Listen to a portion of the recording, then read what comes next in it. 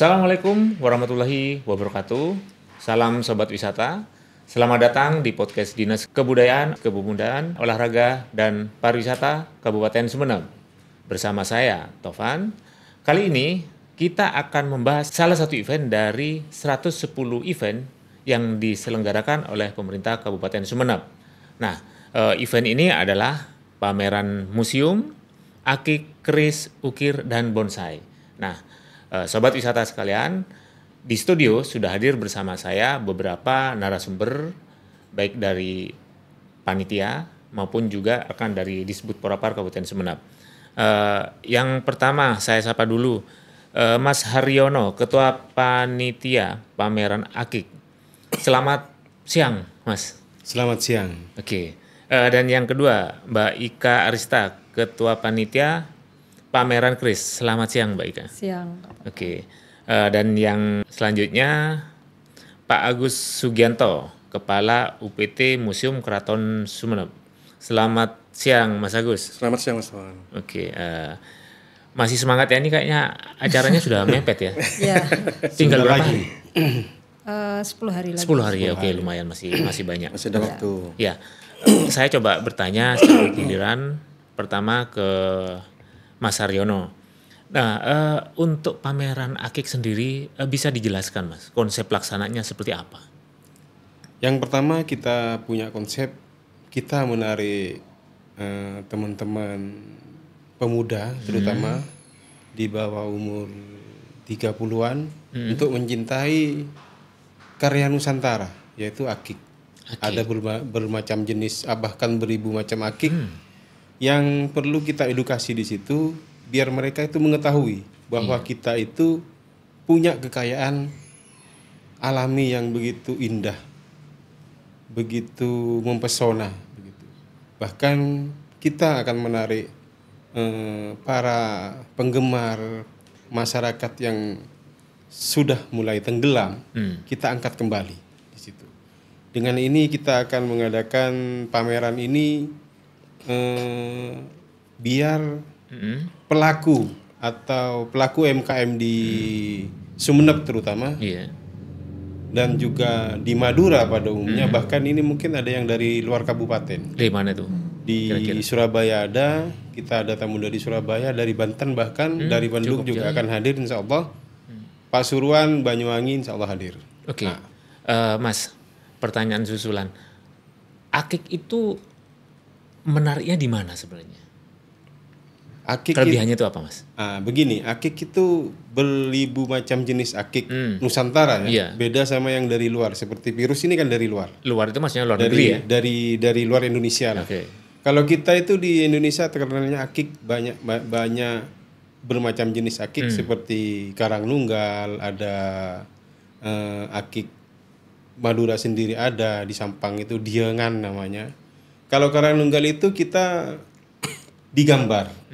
Ada gambar pamor, ada gambar orang, karena ada gambar wayang. Itu yang kita daya tariknya ya. Daya tariknya di situ.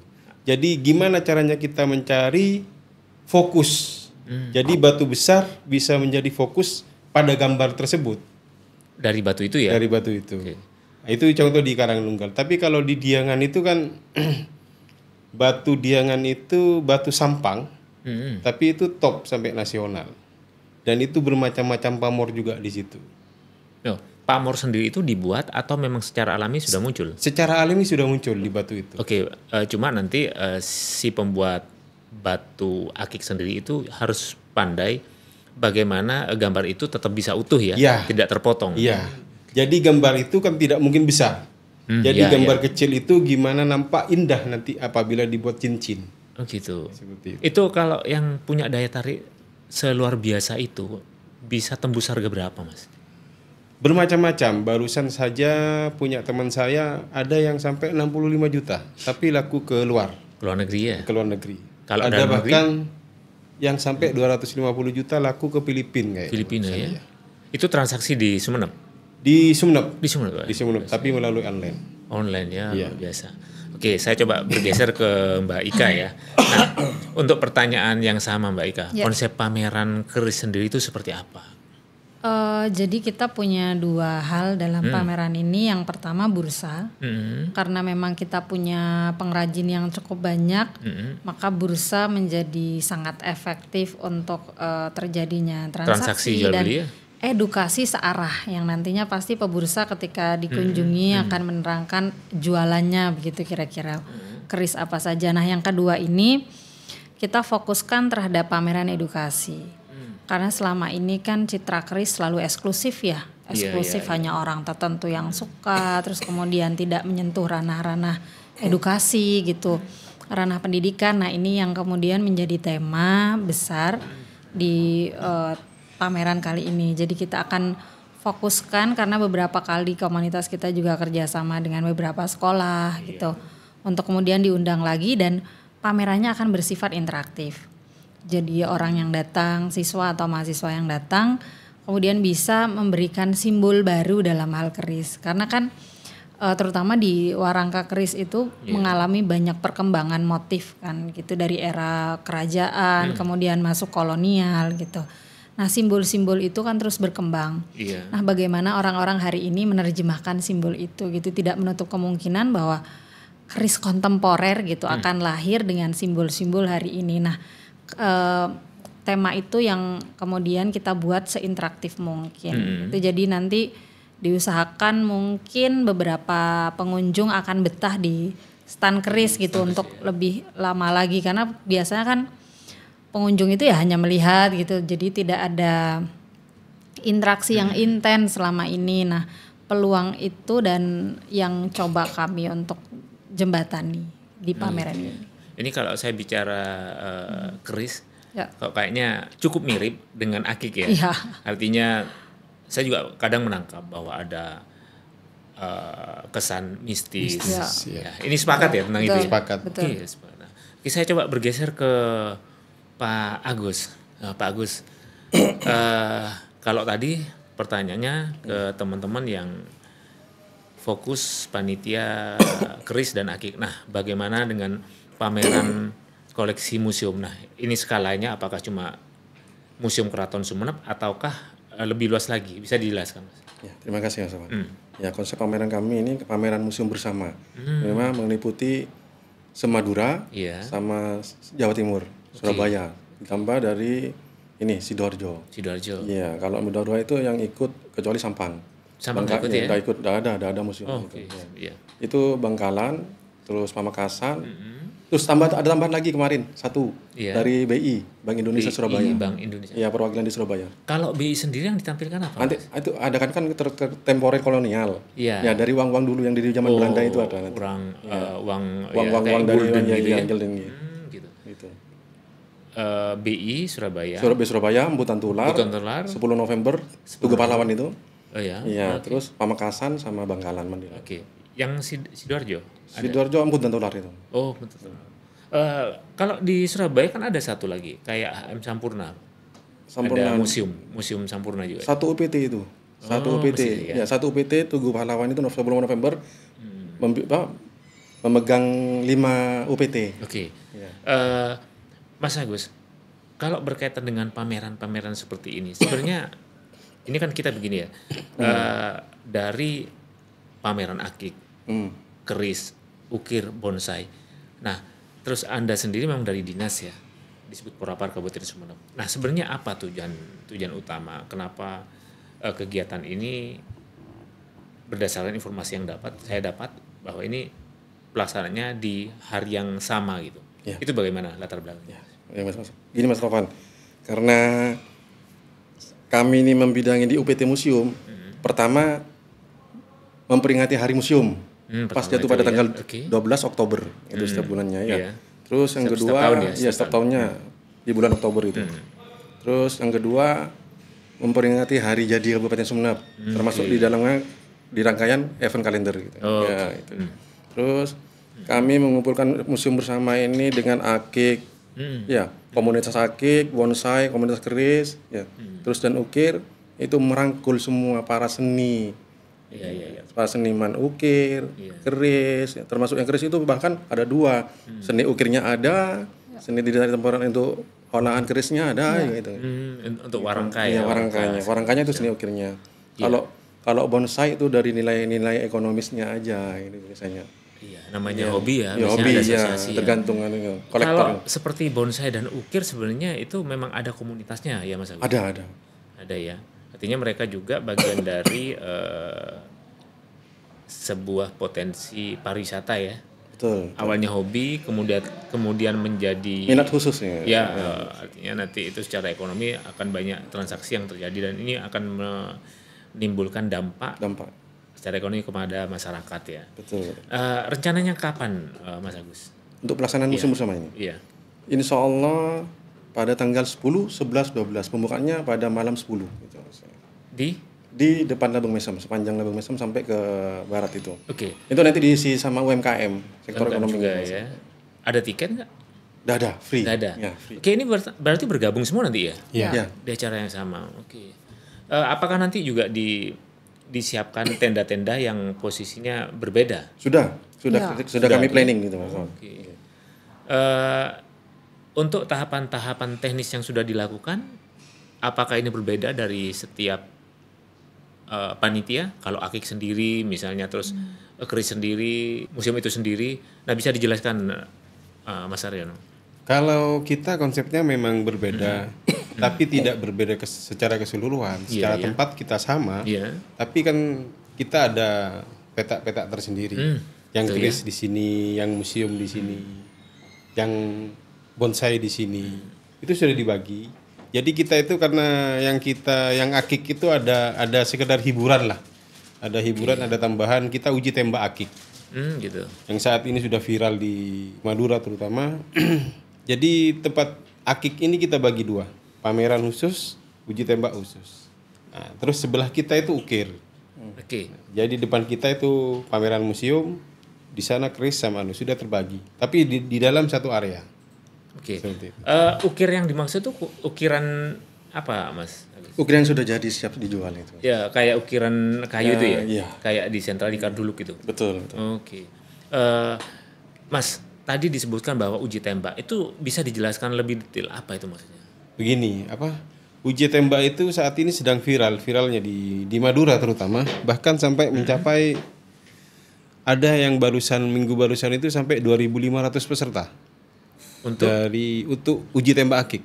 Ya, maksudnya ditembak pakai apa? Ditembak pakai, kita punya SOP. Iya, senjata itu api atau pakai senapan angin. Oh, senapan angin. Dengan senapan angin tapi yang uklik, yang dipompa. Oh, pompa, iya. 5 kali pompa dengan memakai peluru itu 4,5 mm dengan jarak 1 meter.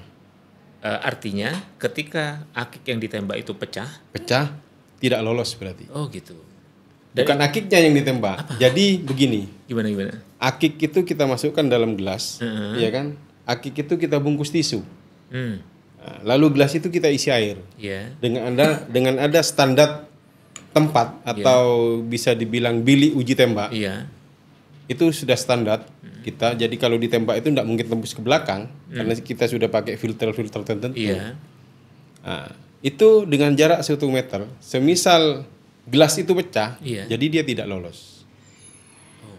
Itu sudah ada SOP tertentu yang sudah kita perhitungkan semuanya. Oke, berarti dalam kacamata normal, harusnya kalau ada gelas, ada air, ada benda di dalam, ditembak itu harusnya pecah. Harusnya pecah. Tetapi karena ada akik di dalam. Karena ada akik di dalam yang mempunyai energi khusus, gitu seperti sampean bilang ada mistis tertentu di situ. Ini benar ya? Benar tidak pecah. Benar ya? Benar. Oh ya, ini menarik. Dan itu mendapatkan dengan bukti ID card. Oh gitu. ID card ada saya bawa. Iya, silakan. Anti peluru ini. Kayak sertifikat anti peluru itu istilahnya. Iya. Kebetulan saya bawa ID card-nya. Jadi bentuknya seperti ini. Iya. Ya. Coba bisa ditunjukkan ke kamera. Ini batunya. Ini gambar batunya. Kebetulan ini punya saya sendiri. Oh, gitu ya. Nah, terus di sini ada barcode, Pak. Barcode. Itu fungsinya apa? Barcode ini apabila kita klik, dia akan menunjukkan video waktu itu. Waktu akik ini ditembak. Ditembak ya. Oh, simulasinya. Ya, ini ada barcode-nya. Artinya nanti peserta yang lolos akan mendapatkan ini. Jadi kita tidak hanya bicara wah ini sudah berapa kali ditembak tapi tidak ada bukti. Kalau ini sudah ada bukti. Karena ada gambar akiknya, ada barcode-nya. Begitu barcode ini diklik, dia akan keluar video. Oh, Video pada waktu ditembak. Iya ya, bawa bukti ya. Bawa bukti ada ini. Ini yang kita sendiri nyelengkarakan ini. Ini kebetulan di Kabupaten Sampang. Iya. Waktu itu. Nah, ini sekalian saya tanya, Mas. Kalau yang dipakai itu, Mas, di jari? Oh, enggak. Bukan ya? Belum uji tembak ya? Belum. Tapi tidak semua akik itu uji tembak. Tidak. Oke, tidak hanya akik-akik tertentu ya. Akik-akik tertentu. Oke. Tapi semuanya bisa dicoba. Gitu. Semuanya bisa dicoba. Kita kembali ke karena ini Iya. tidak ada jurinya. Jurinya itu yang maha kuasa. Oke, tapi Jadi ada rezeki. Ya, fakta ya. Jadi rezeki. Dan ini hadiahnya bisa besar, Pak. Berapa? Kita yang tanggal 12 ini insya Allah sepeda motor Vario. Wih. Satu, yang kedua itu mesin cuci, yang ketiga itu lemari plastik, yang keempat itu kompor gas dan kipas angin sebelahnya. Oke. Dengan biaya pendaftaran minim jangan 30.000. 30.000 ya. Sudah. Hadiahnya sudah Kita ngeluarkan Vario 10, tahun 2012. anggaplah berapa ya? 7,5 kita beli Vario itu. Iya. Jadi ini untuk menarik teman-teman. Tidak semua akik mahal itu bisa Ditembak. lolos. Oke. Bahkan akik yang 20.000, 30.000 itu bisa. Nah, Mas, misalnya begini ya. Kalau akik sudah ditembak, terus kemudian dia anggaplah kebal, Iya. harga bisa naik. Jelas. Jelas ya? Jelas. Artinya kalau belinya 30.000 ketika ditembak kebal, dia itu bisa naik Bisa jadi jutaan. bisanya jutaan. Bahkan ada ditawar sampai 90 juta. Segitu Tidak dikasih itu. Karena ada di 3 event dia selalu juara. Juara pertama terus. Dan dia mendapatkan 2 kali dia itu mendapatkan Scoopy 2 kali. Kebetulan orang Sumeneb. Orang Kalianget, Mas Ivan itu. Jadi event pertama di Gor Sampang, dia mendapatkan Scoopy baru, ya kan? Event kedua di kita. Kebetulan di rumah saya di Mahadewa, di lapangan Mahadewa itu kita nyelenggarakan 31 Agustus barusan. Juara 7 di kita. Minggunya lagi dia juara 1 lagi. Artinya event akik ini akan sangat lengkap, sempurna ketika ada uji tembak ya? Iya. Itu menjadi SOP sudah? Sudah ada SSP-nya. Artinya kalau misalnya event-event pameran akik itu memang harus ada uji tembaknya? Ada. Tidak. Tidak harus ya? Tidak harus. Tergantung penyelenggara. Oke, Cuman kita itu anggaplah ada hiburan. Oke ya ini kan gimana? Oke, saya juga akan bergeser kepada Mbak Ika. Mbak Ika, rencana nanti berapa keris yang akan dipamerkan? Selama ini kan memang kita terlalu banyak menghadirkan keris dipamerkan, akhirnya penonton terdistraksi. Hari ini pada pameran kali ini kita lebih fokus kepada warangka. Warangka sarung kerisnya namanya dengodengan. Dengodengan. Iya, yang itu banyak sekali ornamen yang berubah-ubah. Jadi ukirannya banyak jenisnya warangka dengodengan. Nah, itu menurut kami menjadi menarik untuk dikulik kembali gitu, era kapan gitu, kita juga berbicara gitu tentang sejarahnya, terus kemudian estetikanya, terus kemudian juga berfantasi di masa depan gitu. Ukiran dengodeng itu bisa berubah nggak simbolnya gitu. Kalau dulu mungkin simbolnya tentang bendera keraton gitu ya, tahun depan bisa kemudian ganti apa lagi gitu. Nah, keris ini menarik. Dan punya pasar tersendiri. Iya. Nah, kira-kira pada event ini ada target transaksi nggak, Mbak? Lucunya kalau di keris itu biasanya memang transaksinya justru lewat online. Jadi kita saat pameran pun kadang nggak ada ya? Kadang tidak ada, tetapi kan kita akhirnya bertemu dengan sesama penjual yang koleksinya berbeda-beda dan itu biasanya kita saling memasarkan. Setiap acara bursa biasanya beberapa teman itu justru live sosial media juga, tetapi memasarkan sesama pebursa. Jadi ada yang tukar koleksi, lebih ke arah itu karena balik lagi PR di keris itu kan kita memang menghadirkan pembeli atau peminat, itu PR besar. Tetapi kan selama ini itu sudah punya market masing-masing teman-teman. Jadi bursa itu memang di samping membuka peluang untuk dapat market baru, kedua adalah bagaimana kemudian kita saling bertukar informasi dan koleksi untuk kemudian dipasarkan. Nah, prediksi yang Anda tahu itu sebenarnya transaksinya dalam pameran. Anggaplah pameran ini bukan pameran yang pertama ya. Ya. Tahun lalu pun ada. Ya. Nah, pameran sendiri itu menghasilkan transaksi berapa? Kan biasanya bisa saja setelah sekarang pameran 1 Ya. minggu 2 minggu kemudian terjadi transaksi. Itu Ya. berapa biasanya? Sampai ratusan juta? 300? Kita hitung keris paling murah saja 1 juta gitu. Iya, iya, Jadi itu sudah paling minim. Kalau ada 10 yang laku dengan harga yang paling minim sudah 10 juta. iya. Gitu. Karena makanya ini adalah minat khusus Iya. begitu karena harganya yang tidak main-main. Iya, bisa tembus 300 juga ya? Bisa. Bisa ya. Bisa apalagi kemudian dijualnya misalkan ke luar negeri gitu. Kalau dolar beda lagi, nanti euro lebih mahal lagi. Oke. Data terupdate. Kira-kira kalau pengrajin sekarang di Desa Ing Tong Tong sendiri berapa, Mbak? Data Kira-kira. Sumeneb lah. ya, ya. kalau Sumeneb itu mungkin 800 sampai. 800 ya, sampai Ya, tapi kalau di Aing Tong Tong mungkin di angka 400 atau 500. Oh gitu ya. Ya. Pengrajin. Pengrajin. Mas Haryono, untuk pameran akik sendiri tuh target peserta berapa, Mas? Saya untuk pamerannya itu karena kita sounding dengan daerah-daerah lain, Sampai dengan 50 kabupaten lain, orang? lebih lah, 100? sekitar itu. 100 orang ini? Sekitar 100 Oke. orang. Oke, saya bergeser ke Mas Agus. Mas Agus, berkaitan dengan event ini tentunya harus ada upaya promosi ya. Nah, apakah promosi ini nanti dicoba untuk dilakukan oleh dinas sendiri, terutama ataukah panitia ini dibebaskan untuk membuat flyer-flyer sendiri? Yang penting nanti ujungnya satu mempromosikan Sumeneb atau bagaimana? Silakan. Ya, terima kasih Mas Wan. Untuk media informasi itu melalui media cetak dan elektronik. Untuk para komunitas itu sudah disampaikan, boleh, nggak apa-apa. Semua media sosial dipakai dalam untuk menyiarkan acara ini. Gitu.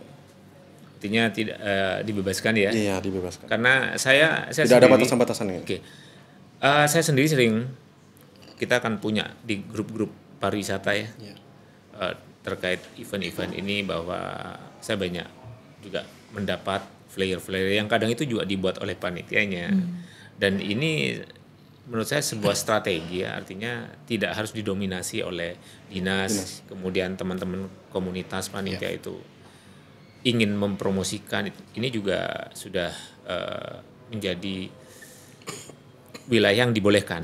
Nah, saya coba lagi ke Mas Haryono. Mas, apa yang sudah disiapkan dari panitia sendiri ketika peserta itu datang dari luar? Kalau 100 orang, anggaplah yang dari luar 50, ini kan butuh akomodasi. Apakah juga sudah diinformasikan bahwa nanti kalau mau nginep itu di sini. 3 hari kan bukan waktu yang pendek ya.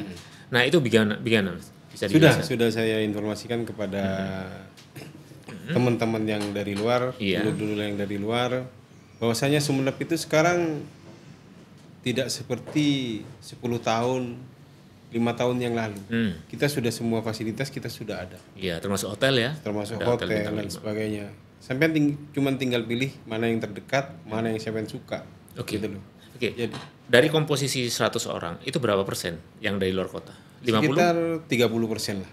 30% artinya. Termasuk Bandung dan Banten itu. Oke. Ini sebenarnya Mas, kalau saya bisa memberikan sebuah pendapat ya, ada pentingnya juga nanti itu teman-teman yang dari luar kota itu sudah diinformasikan tentang paket-paket wisata yang kita punya. Nanti saya bantu. Siap. Kan biasanya ada grupnya. Iya Pak. Nah itu bisa saya kirim filenya, Ya. nanti itu bisa disampaikan dan bisa mendapatkan gambaran dari Sumeneb seperti apa, bahwa Sumeneb itu kota wisata, Sumeneb itu sudah ramah bagi wisatawan. Dan ini saya harap juga dukungan dari teman-teman, terutama juga Mbak Ika ya. Pasti kalau kolektor keris yang dari luar kota juga banyak datang rencana. Ya, kolektor karena memang begini, jadi kolektor itu akan datang ketika eventnya sudah nasional. Iya, Gitu. oh, Nah, oke. dan itu memang harapannya gitu. Kalau sekarang kan kita nyasarnya karena ini pameran bersama, jadi mungkin mendatangkan peserta yang awalnya awam keris, tapi suka akik karena acaranya bareng-bareng, jadi akhirnya kita tahu keris. Tapi mungkin tahun depan saya berharapnya bahwa kita di Keris itu bisa berdiri sendiri dan itu bisa skalanya nasional. Jadi kolektor luar itu bisa datang jika pembursanya juga dari luar. Itu gitu biasanya karena begitu. Ya. Jadi relasinya akan begitu. Dan saya pernah melihat ini Mbak Ika, pernah melihat paket wisata Keris. Betul. Iya, itu kalau nggak salah dijual harga di sekitar 350.000 kalau nggak salah Iya, ya. iya. Nah, apakah itu nanti konsep seperti ini akan tetap ditawarkan ke mereka-mereka, terutama dari luar? Ya, yang kita tawarkan itu karena kita juga punya desa wisata ya. Ya. Jadi pameran itu sebagai pintu gerbangnya saja. Jika kemudian ingin tahu proses dan lebih panjang itu biasanya akan ditarik ke paket wisata di desanya gitu. Dan makanya kemudian kita tidak bisa bawa semua pengetahuan di pameran gitu karena kalau mau mendalam maka harus ditarik ke desa gitu. Jadi ini hanya sebagai stimulan untuk penonton yang datang gitu. Seperti apa sih sebenarnya Keris secara garis besar? Oke, saya bergeser ke Mas Agus. Mas Agus mengumpulkan museum-museum lain untuk datang ke Sumeneb. Itu ada kesulitan nggak, Mas? Nah, tidak karena mohon maaf ya. Iya. Bagi komunitas kan ada stimulan anggaran ya. Kalau ini memang sudah ada setiap tahunnya. Karena anggaran dari BPN, DAK gitu. Iya, DAK. Jadi semua fasilitas dari yang mengikuti acara pameran museum ini itu sudah difasilitasi baik akomodasinya sama uang bantuan transportnya. Oke, ada perbedaannya karena saya bisa menangkap bahwa kalau pameran koleksi museum itu adalah sisi konservasi. Tapi kalau yang teman-teman ini lebih ke industri ya. Ada saling ada transaksi ekonomi yang memang itu menjadi industri yang berkembang di komunitas dan masyarakat dan itu dibolehkan. Saya akan tanya kepada teman-teman komunitas. Nah, Sumeneb itu kan sudah beberapa tahun melaksanakan kalender event. Nah, saya mohon pendapat Anda. Kalender event Sumeneb dilaksanakan untuk menampung banyak potensi Sumeneb ya dari kebudayaan, olahraga dan pariwisata. Nah, Akik ini bagian dari itu. Nah, ada komentar, Mas? Kalau saya sih sangat mendukung sekali. Karena apa? Kalender event ya? Dari event. Karena apa? Bukan hanya dari nilai akiknya bukan. Jadi nilai UMKM di masyarakat itu juga berkembang. Karena akik ini juga merupakan hobi yang menciptakan imajinasi kita, menciptakan batu itu yang tidak berharga menjadi barang berharga. Gitu ya. Karena dengan adanya pengrajin, dia itu mencari sisi-sisi terbaik di batu seperti itu. Jadi saya sangat setuju karena apa? Ini mengangkat UMKM, terutama di Akik. Karena banyak banget pengrajin di Sumeneb itu. Oke, ya terima kasih Om. Baik, silakan. Karena beberapa kali di Keris memang sangat mendapatkan ruang di kalender of event Sumeneb ini gitu dan itu terasa sekali bahwa kabupaten berusaha memberikan ruang yang cukup banyak begitu bagi kami para pengrajin keris yang notabene beberapa orang tidak terlalu suka tetapi karena akhirnya menjadi sebuah event orang berpikirnya oh ini tidak eksklusif itu gitu. Orang umum bisa datang gitu dan ini juga misal yang sekarang eventnya bersama-sama jadi gap tentang atau skeptis masyarakat itu mungkin sedikit berkurang dengan pameran ini. Oke. Saya coba bergeser ke Mas Agus. Mas Agus, event kalau sepi itu kan nggak asik ya. Nah, betul. Apa strateginya, Mas? Apa mendatangkan siswa atau apa? Oke. Kami sudah bagian dari dinas ini sudah mengundang bagi para pelajar dari tingkat PAUD, TK, SD, SMP, SMA sampai bahkan ke perguruan tinggi. Ya, itu kami undang dan diatur waktunya. Artinya sudah disiapkan upaya itu ya. Betul. Terus sama hiburan-hiburannya juga nanti. Sudah ada ya. Ya nanti ada penampilan dongdong. Biasanya masyarakat Sumeneb itu bahkan yang dari luar itu luar Kabupaten Sumeneb biasanya gandrung ke dongdong. All daul itu. Oke. Sebelum saya tutup mungkin ada yang ingin ditambahkan dari rekan-rekan sekalian? Saya kira cukup. Cukup ya? Cukup. Oke. Mas Agus? Cukup. Oke. Terima kasih. Sobat wisata, demikianlah podcast kita kali ini. Terima kasih. Sampai jumpa di lain waktu. Assalamualaikum warahmatullahi wabarakatuh. Ayo ke Sumeneb.